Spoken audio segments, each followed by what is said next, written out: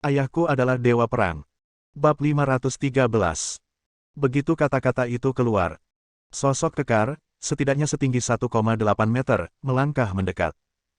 Dia tampak berusia 50-an atau 60-an. Dia adalah ayah Huang Jianfeng, Huang Xueseng, wakil ketua dan wakil presiden grup Huang Xuan. Dia juga merupakan kakak dari Huang Heseng. Dia berjalan ke arah adik laki-lakinya, mengulurkan tangannya dan mendorongnya menjauh, lalu menunjuk ke arah Liu Yuzi. Nadanya penuh ancaman. Jika kamu menyentuh anakku lagi, jangan salahkan aku karena bersikap kasar padamu. Dengan ledakan momentum, dia tampil megah. Kejutan itu mengejutkan Huang Heseng dan Liu Yuzi, tetapi kemudian Liu Yuzi berteriak lagi. Saudaraku, anakmu membunuh anakku, dan kamu masih berbicara mewakili dia. Orang-orang di kamarmu bukanlah manusia, mereka semua adalah hantu. Huang Xueseng sangat marah sehingga dia menamparnya tanpa sopan, menyebabkan dia langsung terjatuh ke samping.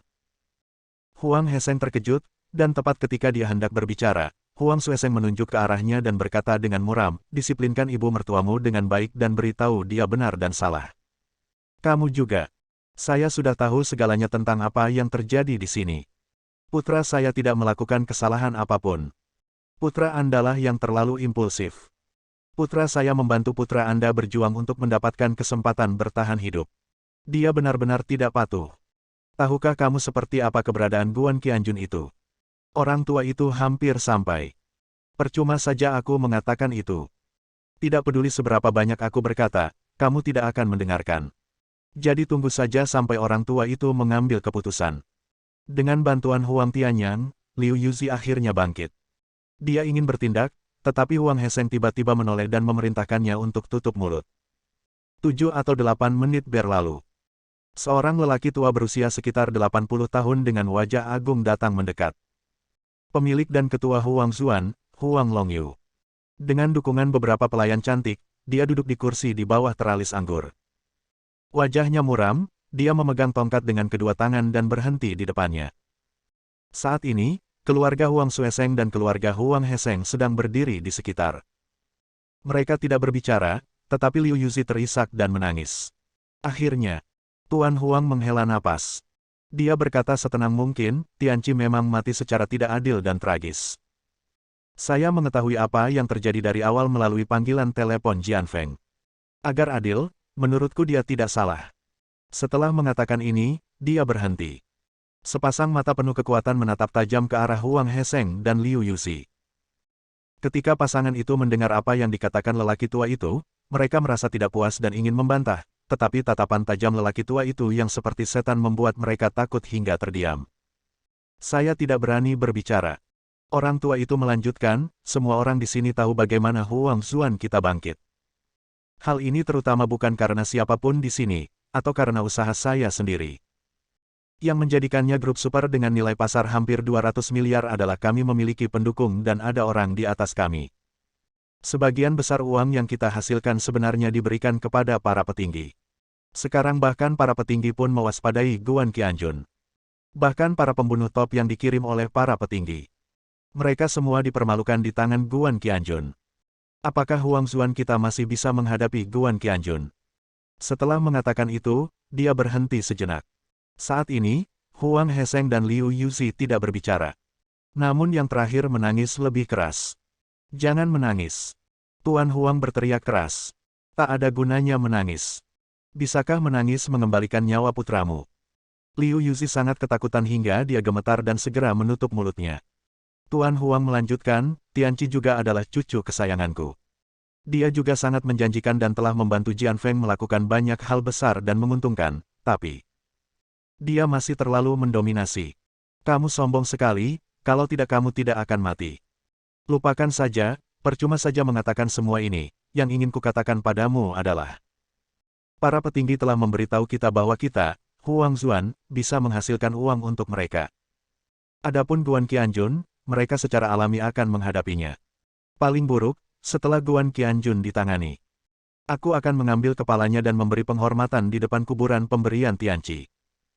Ngomong-ngomong soal ini, nadanya sangat seram hingga sepertinya beberapa ular berbisa hendak terbang keluar. Pada saat ini, Huang Jianfeng juga membungkuk dalam-dalam kepada Huang Heseng dan Liu Yuzi. Dia berkata dengan murung, "Paman, Bibi. Memang benar, saya bersalah dalam masalah ini. Saya tidak memikirkan cara yang lebih baik untuk menyelamatkan Tianqi dari bencana. Dia adalah saudara terbaik saya. Dia juga penolong terbaikku. Dibunuh oleh Guan Qianjun sama dengan memotong lengan kanan dan kiriku. Kesedihanku mungkin tidak sekuat milikmu, tapi kebencianku pasti sama dengan milikmu. Guan Qianjun pasti tidak akan bisa melarikan diri. Begitu petinggi mengendalikannya, aku secara pribadi akan meminta agar dia dibunuh. Aku akan memenggal kepalanya dengan tanganku sendiri dan memberikannya padamu." Huang Heseng dan Liu Yuzi memandangnya, mengangguk sedikit, dan tidak berkata apa-apa lagi. Tidak ada lagi yang bisa kukatakan. Orang tua itu melambaikan tangannya, "Oke, kamu sudah cukup lelah. Kembalilah dan istirahat dulu. Ingat, cobalah untuk mengendalikan amarah batinmu dan jangan membalas dendam pada Guan Qianjun. Balas dendam seorang pria tidak pernah terlambat dalam 10 tahun. Dia sangat kejam terhadap Tianqi karena dia sengaja memprovokasi kita dan ingin kita mengambil tindakan sehingga dia bisa memanfaatkan situasi ini dan membunuh seluruh Huang Xuan. Seluruh keluarga Huang. Dia tahu banyak sekarang. Kita harus tahu bagaimana melindungi diri kita sendiri." Huang Jianfeng dan ayahnya Huang Xueseng mendengar kata-kata serius ini, tetapi Huang Heseng dan Liu Yuzi dibutakan oleh kebencian dan hanya mengangguk dengan kaku. Kembali ke kamar. Liu Yuzi melemparkan semua yang dia bisa lempar.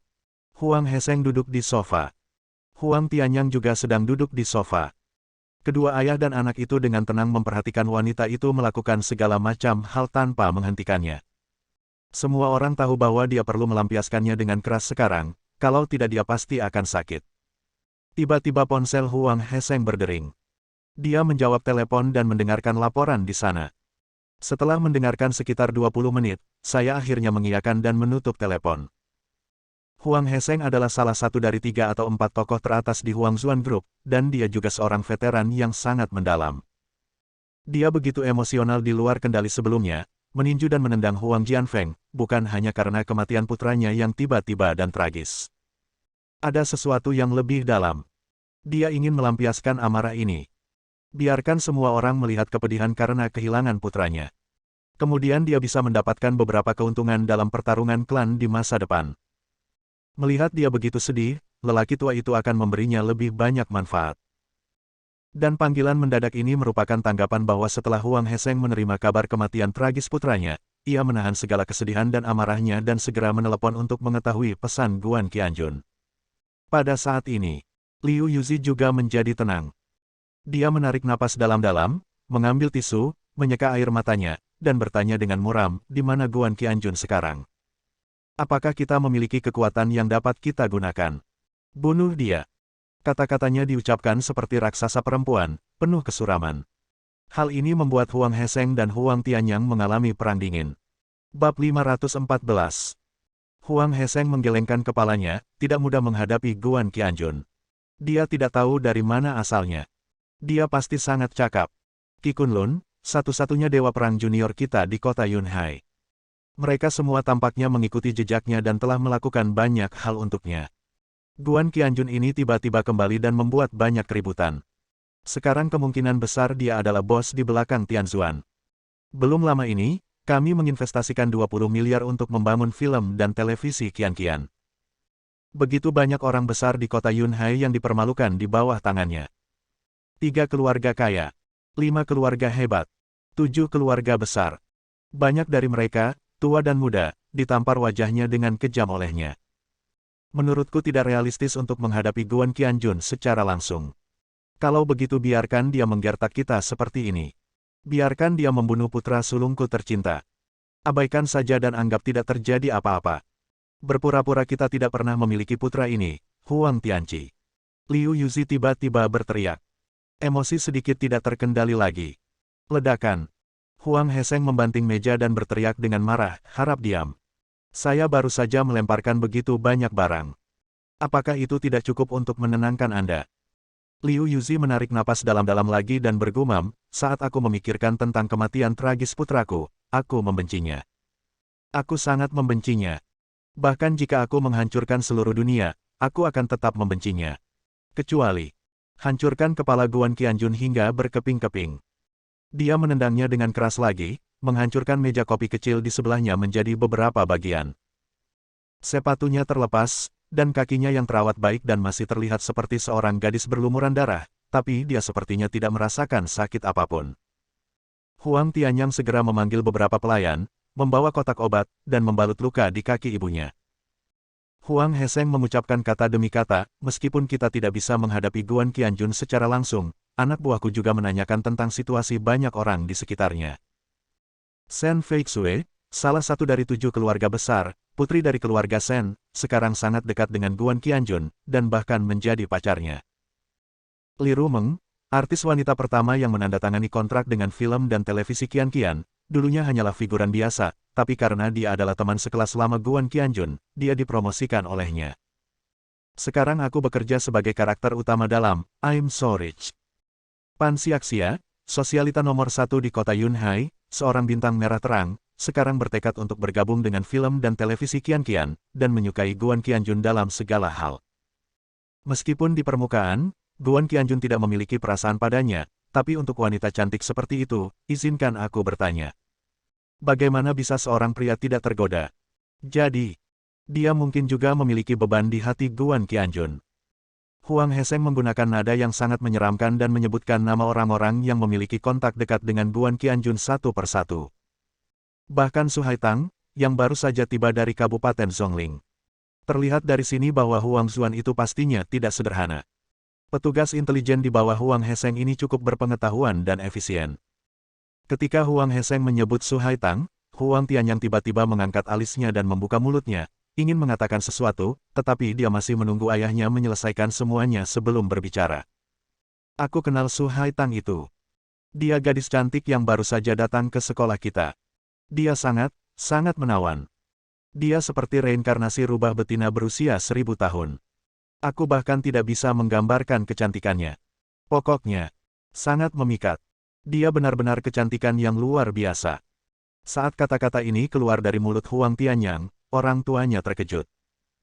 Huang Heseng dan Liu Yuzi secara alami tahu orang seperti apa putra bungsu ini. Dia tidak pernah harus mengejar seorang gadis, gadis-gadis mengejarnya setiap hari. Oleh karena itu, ia mengembangkan sifat angkuh dan angkuh. Bahkan wanita tercantik di antara 1000 tidak akan dianggap serius olehnya. Dari sini terlihat bahwa Su Haitang takut dikucilkan. Liu Yuzi mengertakkan giginya, mendengarkan apa yang kamu katakan, seekor rubah kecil yang sangat nakal muncul di depan mataku. Siapapun yang bisa bergaul dengan Guan Qianjun pasti bukan ras yang baik. Atau adik iparnya. Haha. Kakak ipar ini mungkin sudah lama berhubungan dengan adik iparnya. Su Haitang itu sudah lama cacat. Kata-kata ini sangat kejam. Huang Tianyang menggelengkan kepalanya, Bu, kamu salah. Meskipun Su Haitang sangat centil dan memiliki aura rubah betina, saya dapat melihat bahwa dia pastinya adalah gadis berbunga kuning. Dia bahkan belum punya pacar. Liu Yuzi menatapnya, bagaimana Anda tahu dengan jelas? Ini masalah yang sangat pribadi. Apakah Anda bertanya padanya? Tidak, aku tidak perlu bertanya padanya. Aku bahkan tidak mengatakan sepatah kata pun padanya. Aku hanya melihatnya dari kejauhan beberapa kali. Huang Tianyang tersenyum dan melanjutkan dengan sangat percaya diri, saya mulai memiliki pacar ketika saya berusia 12 tahun. Hingga saat ini, jumlah wanita cantik yang pernah menjalin hubungan dengan saya berkisar antara 1000 hingga 800. Saya sangat berpengalaman dan hal itu terjadi secara alami bagi saya. Dia berbicara dengan sangat serius dan tenang, membuat orang tuanya saling berpandangan.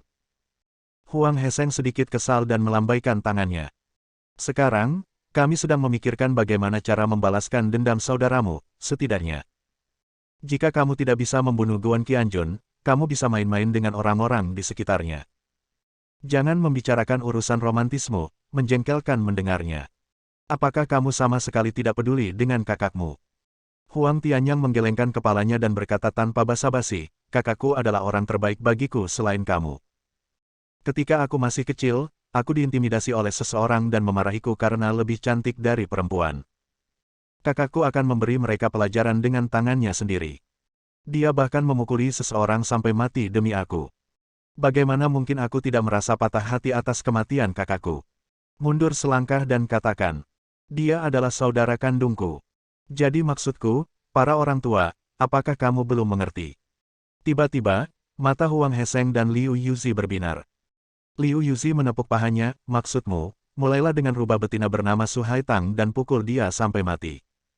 Untuk membantu keluarga kita melampiaskan amarah. Huang Tianyang tertawa sinis. Ini tidak terlalu menarik. Kita bisa berbuat lebih banyak. Saya yakin dengan metode saya, tidak sulit untuk memikat Su Haitang sampai mati. Kalau begitu carilah kesempatan untuk mendapatkannya sepenuhnya, dan gunakan dia untuk memaksa Guan Qianjun menyerah. Tentu saja, memaksanya untuk menyerah tidaklah mudah, tapi kamu bisa memasang jebakan. Ketika saatnya tiba, tidak peduli seberapa kuat Guan Qianjun, jika dia jatuh ke dalam perangkap ini, dia tidak akan bisa bertahan tetapi mati. Kita bisa membalaskan dendam saudaraku. Setelah jeda, dia melanjutkan, kami tidak tahu kapan itu akan terjadi sampai petinggi datang untuk membunuh Guan Qianjun, dan bahkan jika kami tahu kapan, meskipun itu besok. Bagaimana bisa lebih baik daripada mengambil tangan kita sendiri dan membunuh musuh? Saat dia berbicara, dia mengepalkan tangannya dengan erat. Wajah yang sangat tampan mengungkapkan kebencian dan kebencian yang tak ada habisnya. Bersambung.